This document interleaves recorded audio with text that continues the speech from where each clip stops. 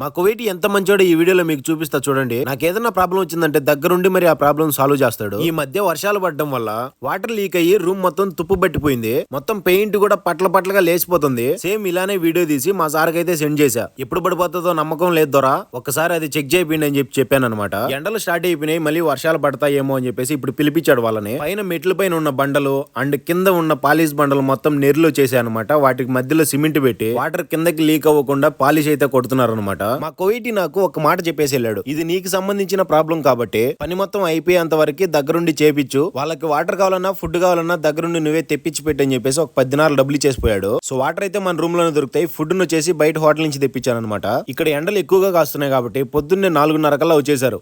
Almost పని మొత్తం complete అయిపోయింది. వీళ్ళు చేసిన పనికి వీళ్ళు తీసుకున్న కూల్ వచ్చేసి 70 దినార్లు, అంటే ఒక 20,000 రూపాయలు నా కోసం ఈ రోజు మా సార్ ఖర్చు పెట్టాడు. మా సార్ ఎంత మంచోడో చూశారు కదా. వీడియో ఎలా ఉందో కామెంట్ చేసి ప్లీజ్ లైక్ అండ్ సబ్స్క్రైబ్. ఉంటా, బాయ్.